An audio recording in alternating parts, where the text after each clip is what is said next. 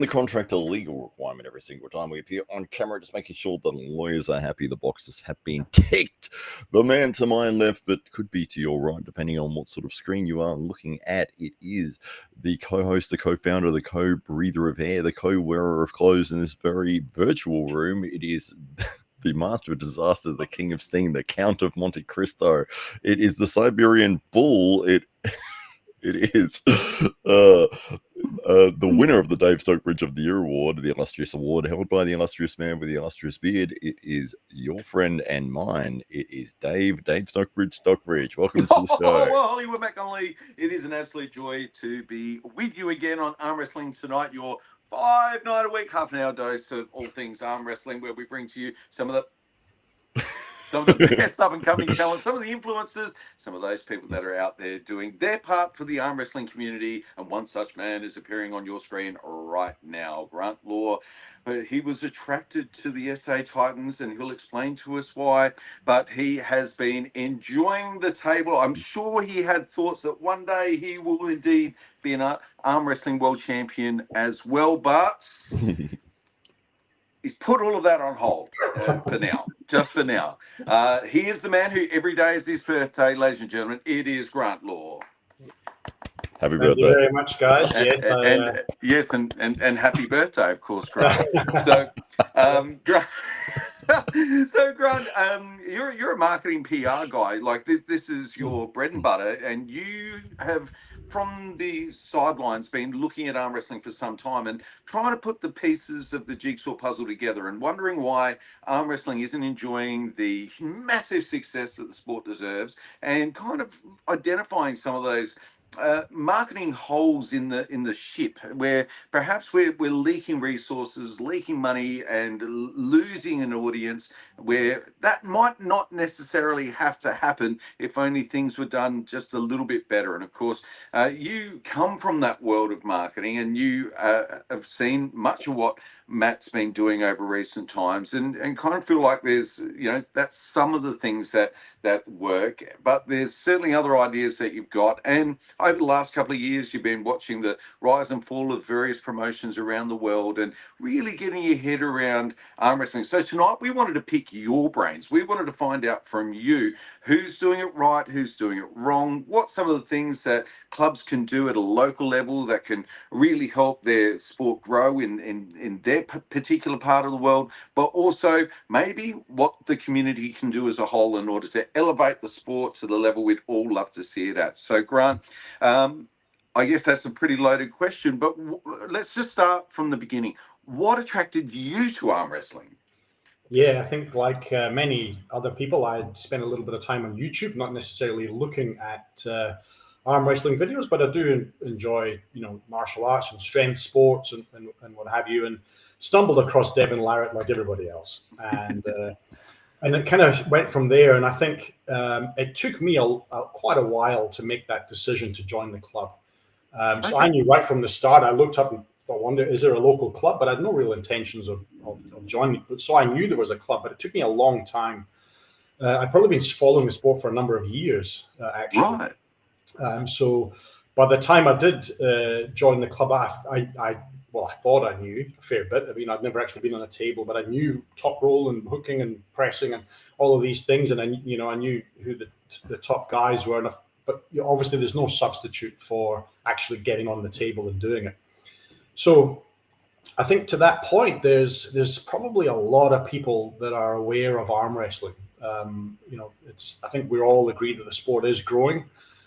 We'd love it to grow faster, but I think we all know there's that tipping point that it'll get to, and it'll be as big as we want it to be. But I think from a marketing or PR communications perspective, I think it's all about allowing people to make an informed decision to get involved in arm wrestling. So, and when you reflect back on that time between being almost an arm wrestling, you an arm wrestling fan, but there was a gap between being a fan, wanting to jump on the table, and eventually coming to the club, even though you were aware that there was a club. What were some of those things that were maybe holding you back during that time? To be honest, I mean, obviously time commitment and stuff, to join a new sport. I mean, look, I'm 50. So it's you Today. Today. So today and yesterday and tomorrow. And so that's not to get into arm wrestling at age 50 is not an automatic decision. So I probably am not the right person to ask that question. So one of the reasons was, of course, is this going to cripple me in some way, or am I going to get hurt here, or am I going to look like an idiot walking in with all these young guys? And then, of course, one of the first tournament that I attended was the AWE, the event at the Adelaide Oval. That was it. And Todd Hutchings was there. Now Todd is 8 years older than me, and of course I stumbled across Todd and online over the YouTube and what have you. And I think probably Todd and maybe even John Brezink were. That was one of the reasons I thought, well, actually, there are older guys that are in it, even though they've been doing it for many, many years. But it's, it's something that you can do, at any age, really. And so that, and I guess there's obviously a bit of a stigma attached to arm wrestling. If you're out in a pub and someone starts saying, hey, let's arm wrestle, you call the taxi for the guy. Someone needs to go to bed. So there's those sort of misperceptions, and I did think, well, how is this going to be perceived? What kind of people are they? Are they good people, or are they maybe a bit sort of rough around the edges? And I guess I used to do a bit of wrestling many years ago, and I guess I had similar discussion. You go into a wrestling gym or dojo, and you're not quite sure about the characters involved. Are they decent people? Are they there to support one another and to get better, or someone trying to hurt you? So I guess that was one of the reasons. And I think Matt, in particular, and the club does a good job in positioning the characters within the club, and the camaraderie and the goodwill and the good nature of tournaments. There's no one ripping each other's heads off, or the occasional screaming in someone's face, but it's all done in jest and sort of showmanship and gamesmanship. So I think, certainly think continuing to promote that is a good thing. I think. So did you find that Matt's marketing of the club, as you were kind of investigating things, did you feel that you were somewhat familiar with some of the characters before you actually entered the room? Yeah, I wouldn't say all that familiar, but I had been watching some videos, and I got the impression immediately that these aren't sort of dodgy characters that I don't want to be associated with. It just seemed to be normal people from a broad spectrum of life, and when I joined, I realized how broad that is.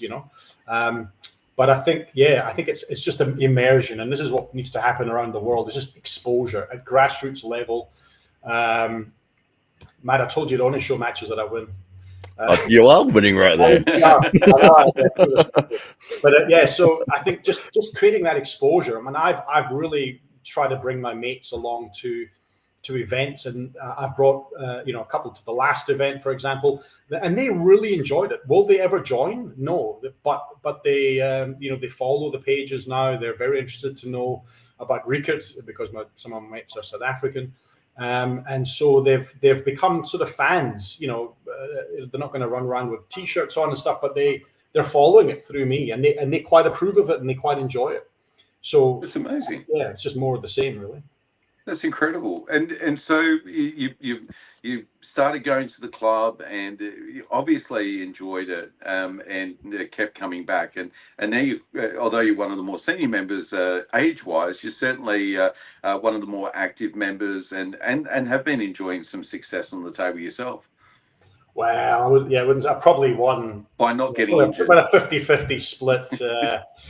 Currently ranked 18th, I think it is, largely due to others. But I mean, I want to do within the first year get in the top 20, and I've done that largely through other people being inactive. But I'm in PR, so I don't care. PR begins at home. But I had my last match against Shane Opie, who's also a bit of an older guy. From down and somewhere in the sticks. Mount Gambier, I think. Mount Gambier, and he's a very strong, southeast. Very, very strong guy, and I cheated my way to a win by slipping and going to the strap. I never thought I'd say stuff like that, but it worked. A little bit of a strategy. I beat him on right, he beat me on left. To be fair, that was, and then I've had matches with Kiwi Sam, who's obviously was quite an accomplished arm wrestler in New Zealand, and he destroyed me. But there's a match with with the Saw Doctor. It's the best nickname. This is just his job title. That's right. Yeah. And you've obviously been pretty physically active through your life. You were mentioning wrestling before, and so you do come from that kind of background. Do you find that now you're 50, that arm wrestling is giving you a reason to stay fit and stay strong? There's now a reason behind your training, and it's giving you some kind of additional motivation that you mightn't have otherwise had. 100%. You know, I've always gone to gym. I've always enjoyed weight training, just like your bodybuilding type exercises. That's kind of gone full circle where I don't want to go to gym and do chest and shoulders. I want to do forearms and wrist and pronator, and you know, I've got to really force myself to do the other stuff now. You know, I built a little. It's very early stages, but a little pulling dungeon at the back. So I've got a table. I've got the pulleys and a million handles and all the sort of paraphernalia. And so I'm out there most nights, very often watching this podcast and others, and you know, following all the top guys, and I really love the arm wrestling training side of things. It's very, very cool. And as you're watching these podcasts and you're looking at what people are doing in the new media landscape, I'm guessing that you're also casting a little critical eye over what is going on in the world of arm wrestling, and sometimes kind of go, that could be done better, and other times shaking your head completely. Maybe you can touch on some of those, and this is, I guess, in some part helpful to those people that are aspiring athletes who do tune into the channel, who are looking for greater and bigger opportunities, but also some of those people that are running clubs out there or putting on events like Sydney Spartans last night. Over 30 super matches happened at 30 super matches. I had no idea it was going on until it was happening, and you know, such a terrible shame. It would have been an absolutely spectacular thing to be watching. But so as you're casting your eye over that arm wrestling media landscape, who's doing it well? Who can do better? Or what are some of your words of encouragement and advice to people that are in that space, that are trying to make their mark in the world of arm wrestling? Yeah, look, I think let's start at the top level. You know, all your big tournaments, East versus West, and let's talk about England. Yep, that's good. So, you guys are totally legally liable for what I say. No, but I think they're all doing a really good job. I think it's unfortunate that there's so much pay-per-view. I don't think pay-per-view is the answer. I know why they do it. You know, there's not a lot of money in it, and they've got to recoup. To be able to afford to pay it. We don't have any big investors, but I think we'll only get to that stage of having big investors when we grow the base. And of course, you know, when you put a pay-per-view proposition to people, a lot, you know, even in big sports like boxing, you only really get a tiny percentage of people taking up the pay-per-view, even though they're fans of the sport. It's amazing. People will go and have a couple of cups of coffee and think nothing of it, but you ask them to pay $20 for pay-per-view, and it becomes, I don't want to do it. So in an ideal world, so it's not a criticism of East versus West or Knuckles Up or any of these other big tournaments. I hope that they get to that stage where it's free to watch, and they can fund these tournaments through large sponsorships. I think our most important priority across the world, from club level to major level, is create exposure to arm wrestling. That's the only way, is build that grassroots support of arm wrestling, as opposed to the other way around. But as I say, I've never put on an arm wrestling tournament in my life. I know these things are extremely expensive. You guys know that. So I think it's just the way things are, and I'm pretty sure it would be part of their plan to open it up and make it free once we grow the grassroots support for the sport, and we've got those numbers. You know, at the minute we just don't have the numbers. We can't go to sponsors and say sponsor us. You know, when they'll look at views and likes and what have you. And even the top athletes, you know, look at some top guys like Irakli. You know, I mean, they're world champions, and they've got tiny followings. You know, 37,000 followers on Instagram. You know, I think Matt Irakli is very big on LinkedIn, though. So that's top of mind. Get so many job offers. Good, helpful hints and tips for small business. You know, outside of Levan and Devon and a couple of others, you know, their followers are actually quite surprisingly small. Yeah. So I think we rely a lot on athletes marketing the sport for us. And as I say, there's not a lot of money in putting on arm wrestling competitions when you're paying for it yourself and you don't have sponsors. So I think, that's a sort of double. I think it's something I have in common at the top level. Expose it to more people, and then at sort of at grassroots level. When I look at our club, there's a lot of us doing stuff, but there's a lot of us that aren't doing stuff. I mean, I don't think Matt can physically do more, but I always look at myself and go, what could I do? How can I do more? And I'd like to encourage all of the guys in our club to really sit and think about how they can do more. And I guess that goes to all arm wrestling clubs.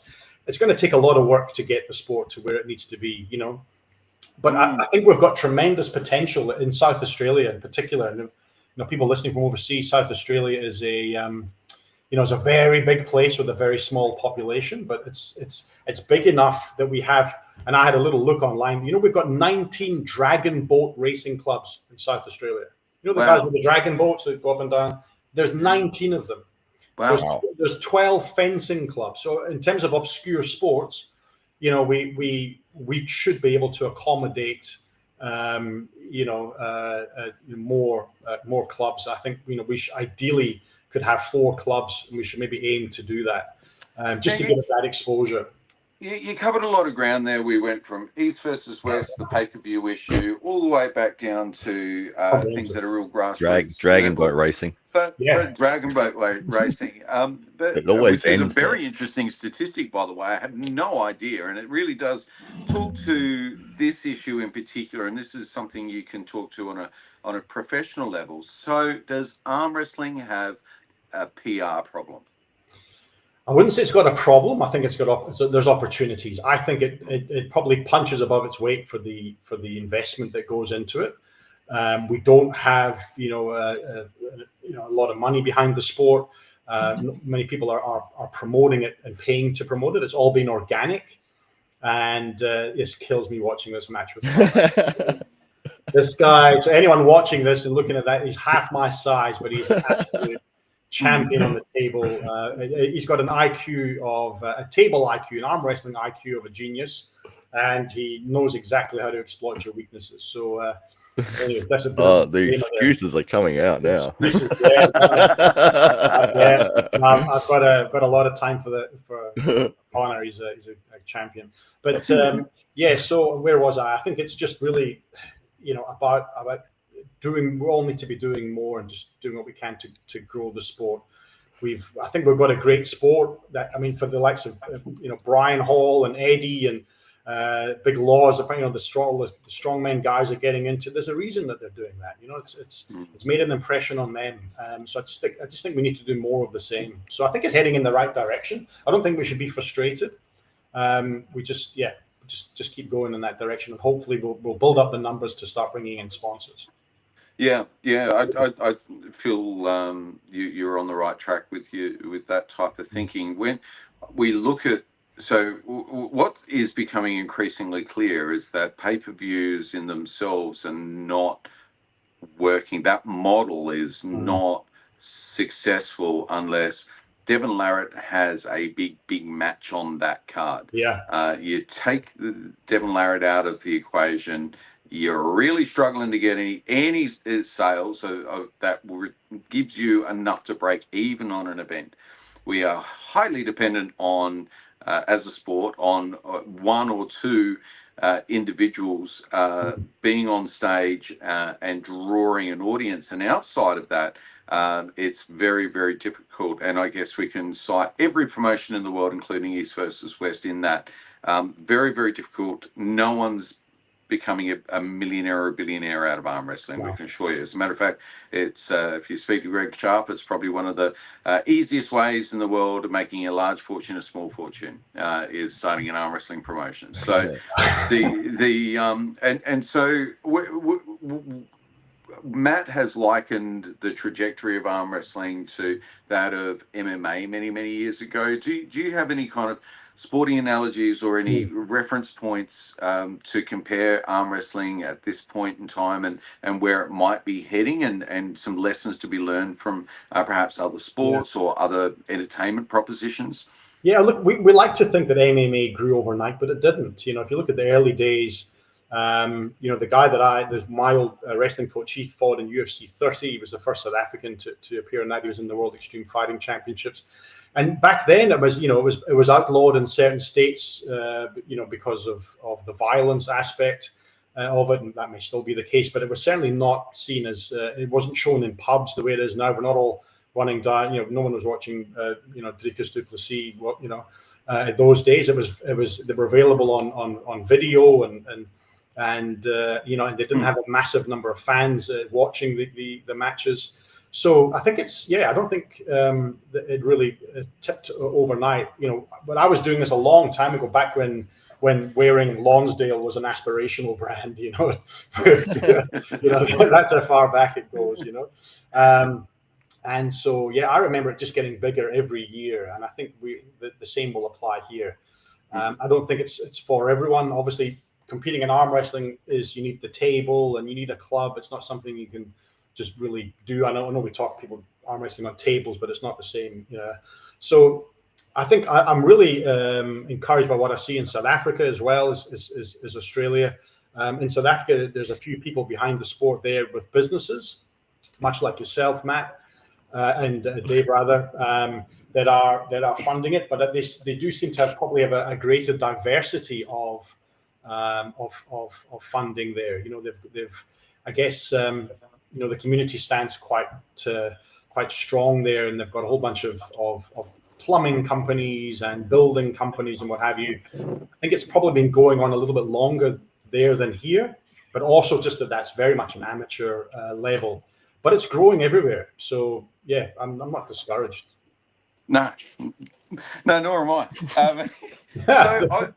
So I feel like I feel like there's still pieces of the puzzle that are still coming together, and that maybe we don't have all the answers yet, and that for as much as we draw these analogies from MMA and refer to other combat sports as an example, obviously that's not arm wrestling's trajectory or path. There's perhaps there's something still to come that you know, we can't quite quantify and bring in to the mix, and I think it's that missing element that and that might be, you know, what happens in a post-7 world, where we've actually got to concentrate on the sport and not rely necessarily on the strength of personality in order to sell tickets, sell pay-per-views, that type of thing. I mean, we must remember, you know, this last East versus West in Georgia was the biggest crowd that they'd had, but up until then, you know, when you look at the audiences of some of these,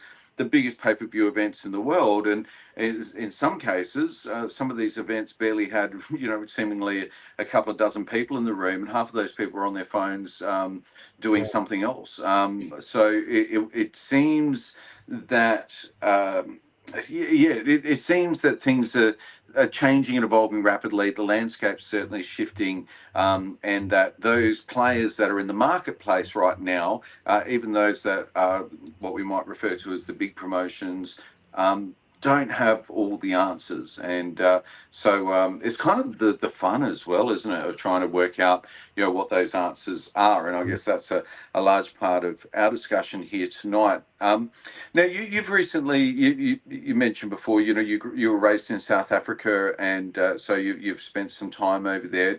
Tell us a little bit about what you experienced in the scene in South Africa, and how that maybe compares to your experiences here in Australia, and how maybe some of those experiences could enrich our thinking around arm wrestling and the near future. Yeah, there's a bit of a funny story to that. So I went to South Africa I've lived in Australia 14 years.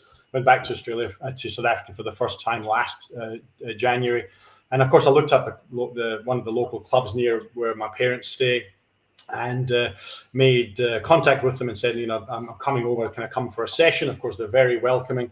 And chatting to them online on Facebook and what have you, we started sharing videos and stuff. And one of the videos that I shared was the video of me versus Ryan Bowen, which was at the little AWE tournament. And of course, Ryan goes into that looking really serious. He'd never pulled me before, and he was probably expecting a hell of a lot more.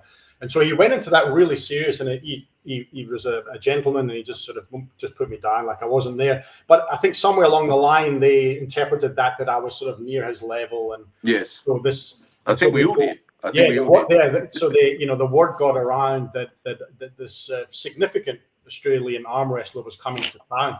And so this training session it must have had about 100 people there from all the clubs. Wow. And so, and it didn't take them long to realize that that I was garbage. The same thing happens to Matt when he goes to India, by the way. That's right. Yeah, it was very very similar. And but I've got it's just fantastic hospitality, and I think, and that's probably another benefit of having multiple clubs. Is I think is people go from one club to the next. I took over some of our SA Titan shirts, and they gave me one of their shirts with my name on the back, which I thought was just fantastic. I wear it all the time. And so there's that. It's it's a community. I think you only really know arm wrestling, and if you know arm wrestlers, we talk to each other. There's that common bond of being an arm wrestler, suffering the same pains and humiliation, and growth and jubilation. I mean, it's all of those things that you experience, and I think that's probably a very important part of it is that the mental health benefit. I mean, we're not meant to be a therapy or a cure for anyone. But I've just found that I go to bed most nights thinking arm wrestling. I think of what I'm doing right, what I'm doing wrong, who I should be aiming for. I'd like to compete in nationals this year or some other tournament. I haven't quite figured out which one yet. So I'm thinking about these things, and I just find my personal growth. I know I've got stronger because I write down when I'm doing curls and pronation and all that sort of stuff, and I'm beating guys that. I remember I think on the first night that I joined, Richard Gibbs was there, and I just couldn't budge him. And he was at training the other night, and to be fair to him, he hasn't pulled for a while. But I got the better of him, and I thought, well, he's maybe lost a little bit of strength, but I was blown away by his big bear paw. The first time that we gripped up, and so I know I've got a bit stronger. That makes me feel good, and I want to train more. So. I think there's that personal growth, and maybe again at club level, if we have a very structured system where there's rankings and where there's competitions, and you don't necessarily have to win prizes, but there's just that recognition, and you're achieving things. I think that's a major part of it. When you do go to South Africa, do you also have a Scottish accent when you speak in Afrikaans? No, yes, people are quite surprised. Afrikaans is actually a lot better than most English-speaking people there. But I'm very proud of you two for the effort that you put into pronouncing Rickert. Rickert, yeah, as opposed to Roy Card. I don't know why that annoys me so much, but you guys, you got it spot on. So it's because we're afraid of Rickert's mum. So that's the main reason, of course. So it's just I took some mates to tournaments, and of course he comes up to me and it's a great leveler when he calls you which is a youngster's call. It's like uncle. Yeah. So you think Rickert's, hey, Rickert. It's like, it reminds you that you're older than his dad, probably. So, absolutely amazing. So your experience in South Africa was great. There seems to be some monsters over there. It seems to be this. There's some unearthed talent in the Transvaal, waiting for an international stage. We occasionally get glimpses of when you head over there, or when Rickert's on the table, and with some of these guys, you think, my goodness, what are they feeding those boys over there? Must be something in the biltong. Definitely, and so you look at Springbok Rugby, and when those guys are just huge, they've always had the biggest team, and arm wrestling's the same. Look, as I say, because I'm a beginner and because I'm an old man, everyone feels strong to me. So it's really hard to know exactly what their level is. But we saw Rickert going over there with Big Mac. I forget the guy's full name, but he pulled him on left, and you may have seen it. But Rickert was battling, and that went back and forth.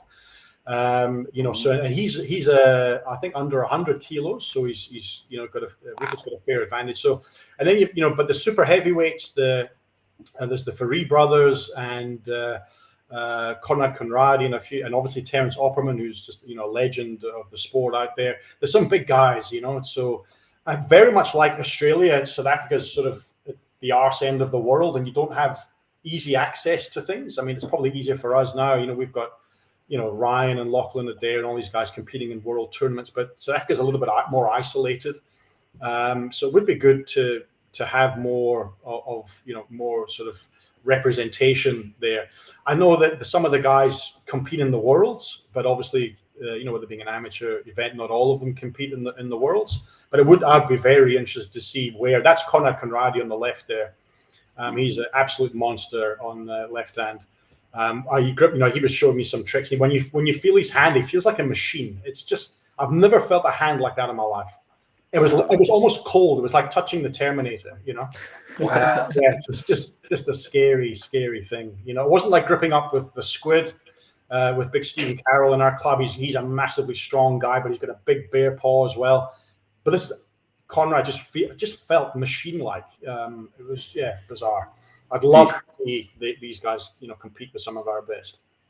Wonderful. Well, we're nearing the end of our half hour. So, Hollywood Matt Connelly, should we go to the comments and see what the people have got to say? Absolutely. We've got French McGee, who's won the race again against the Drew, although the Drew has not made an appearance tonight. So maybe he's either asleep or he's out doing deliveries. Yes.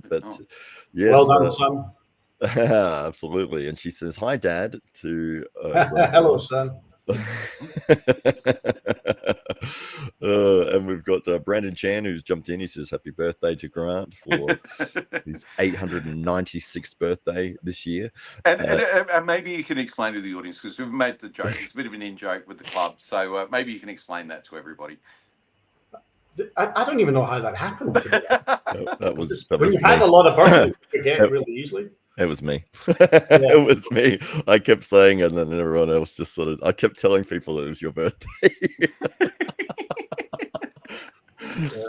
And then they're like, "Is it?" I'm like, "Oh, I should have." And then they were going up to you and going, "Oh, happy birthday." And then the next week I would tell other people, and then I had Kyle so convinced, but it was actually like, because I messaged him, I said, but he said, "Happy birthday to Grant." He goes, "Oh yeah, haha." I said, "No, it actually is his birthday today." And he goes, "No, it isn't." And I was like, "No, it is. Like, today is the actual birthday." And he's like, "Oh." I've had messages from people. Yeah. There's obviously there's some people not in on the insider joke, and I do get messages and stuff like that on Facebook. So that's fantastic. We should start getting presents. That'd be the good thing. Lagia is in. He says that when you were saying the dragon boats, it sounded like you said Dragon Ball. Yeah, bit funny. Sorry. And we've got the Siren. She says, "This is an interesting question, actually. What obscurity of arm wrestling should be addressed in order to escalate the popularity of the sport? I think people think arm wrestling and think injury." I just think it's almost seen as a bogan kind of thing, as an uncultured thing, and that's what turned me around, was understanding how deeply complex it is. We all know the first thing people say, "Oh, so I just thought it was," So that's probably something we've got to, and we do that now, but just educating people. Yeah, I think, well, this is the comment that follows up. Lagia says, "It'd be great if we get rid of that arm break misconception." The reason that is out there is because it's more fun or more interesting for people to watch a car crash or an injury, and those videos will get millions of views or hundreds of thousands of views, because it's like "Oh, this is a horrible thing that happened to somebody. Here, let me show everybody that I know this horrible thing." For some reason, and so that has the popularity of it. But I think over time that it will there will be other elements of arm wrestling that will take over. Mhm. And the arm historian has jumped in as well. He says, "I'm really late, but I made it for once," and he's here. The arm historian is here. Great, we can start. That's right, absolutely. We were waiting for you the whole time. We're just killing time till you got here. That's right. Mr. Peanut is here as well from the Peanut Gallery, and he says, "Great show again." So thank you. And Peanut is in the house. He is. That is the comments at this point in time. So Grant, we can't let you go tonight without asking you the question. With all of this marketing expertise, you are the PR guy that everybody turns to here in Adelaide. So you've done a lot for our club and a lot for the AWE. You've put us on into the Murdoch Press. You've made the mainstream media aware of us. You've invited the big TV networks down to our events, and done everything you can really to spread the word. And what's really interesting is that you've really had to talk people around to making arm wrestling sound interesting. So what is it that you say to people in the media to get their attention, to get them to come to an event or to be interested enough to talk to somebody like Matt, or do a photo shoot with a couple of our athletes, or what do you say when you're talking to these people and So get them interested? We've had four or whatever pieces in the local paper, and I think there's a bit of novelty value there. I mean, when I got a piece on Hamza when he won the nationals, those kind of things are quite easy to do. I think there is that novelty value around the sport. So when we had Sivan that came to the event at the Adelaide Oval, that I could keep doing. You know, I don't think there's because everyone has this. You know, everyone knows arm wrestling. It's one of the most, you know, even though they don't understand the organized version of the sport, it's something that is probably that last story on the news. You know, if they don't have the man bites dog story we get on that. My goal would be to try and get it into more of the mainstream, that we're actually covered in the sports section, rather than the novelty story, you know, skinny kid wins nationals, you know, that kind of novelty, you know, weird kind of thing. So I think that's what in my continued volunteer support of the Titans and of you guys at EWE. Oh, you know, but we've got no money, so yeah. Love to try and get us into that mainstream sports section. Yeah, as you know, I'm speaking to one of the local networks to see if they're interested in the next event. I'll talk to you about that later. But yeah, I think we have the potential. We're a sport. We've got to break away from that novelty bracket.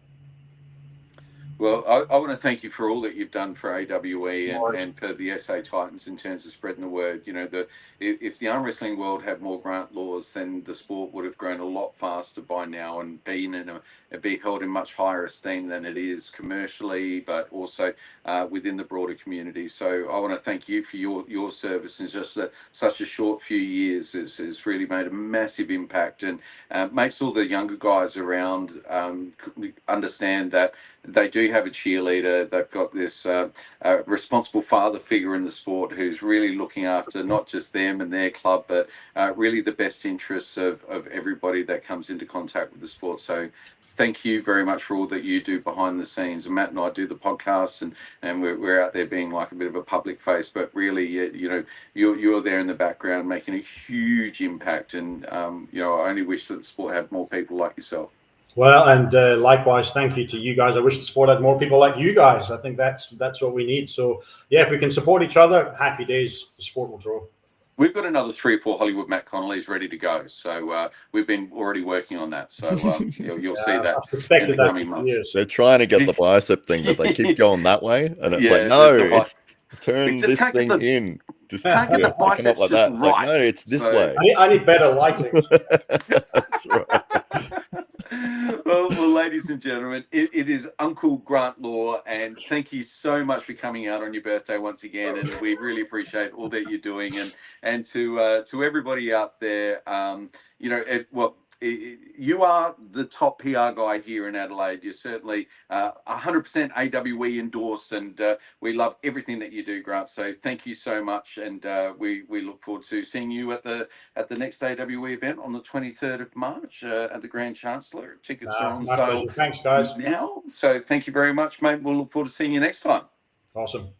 Great. Guys. And to everybody else that's out there, Terence Opperman will be on the podcast, just continuing this South African theme into next week on Tuesday night. And on Monday night, we've got ourselves, well, our two, the two athletes that will be competing for the AWE left-hand title. That is Brett Coots and the AWE heavyweight champion, Rickert Bornman. So they will be live on the podcast Monday night. Fantastic. Thanks, guys. We'll end it